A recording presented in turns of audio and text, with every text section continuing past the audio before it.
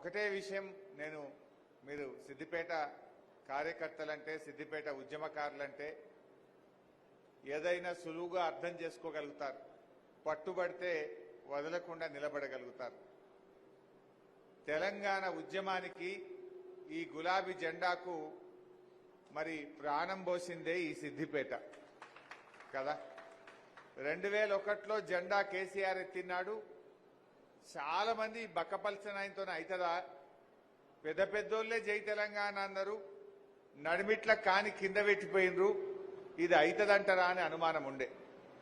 కానీ సిద్దిపేటను నమ్ముకొని కేసీఆర్ గారు డిప్యూటీ స్పీకర్గా, ఎమ్మెల్యేగా, రాష్ట్ర కార్యదర్శిగా రాజీనామా చేసి సిద్దిపేట బరిలో నిలబడితే ఆనాడు చంద్రబాబు నాయుడు గారి ప్రభుత్వం కోట్లు కుమ్మరిచ్చినా, అధికార దుర్వినియోగం చేసినా సిద్దిపేట ప్రజలందరూ జై తెలంగాణ అని కేసీఆర్ వెంట నడిచింది.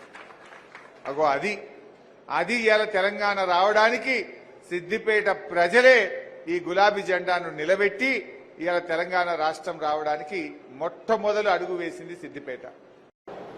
నెక్స్ట్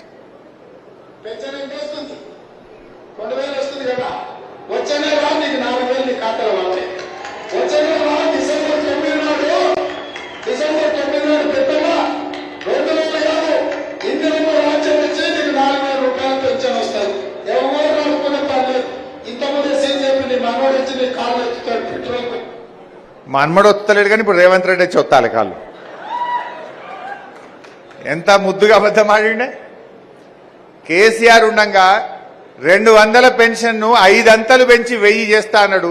బరాబర్ 1000 చేశాడు. మళ్ళా గెలిస్తే 1000ని 2000 చేస్తా అన్నాడు. బరాబర్ 2000 చేసిండు మన కేసీఆర్.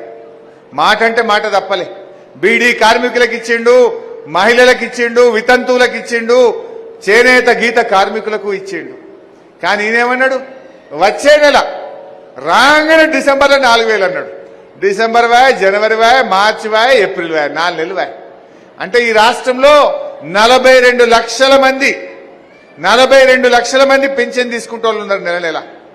ఈ 42 లక్షల మందికి ఒక్కొక్కరికి 8,000 రూపాయలు కాంగ్రెస్ పార్టీ బాకీ పడ్డది ఇప్పుడు.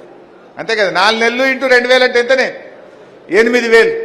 ఇప్పుడు ఎవడన్నా కాంగ్రెస్ వాడు ఊళ్ళల్లో ఓట్లకు వచ్చినప్పుడు బిడ్డ నువ్వు 8,000 బాకీ పడ్డావు, గా 8,000 ఇచ్చినాకనే నువ్వు మా ఊళ్ళకి రావాలి, ఓటు అడగాలని చెప్పి కాంగ్రెస్ వాళ్ళని అడగాలి.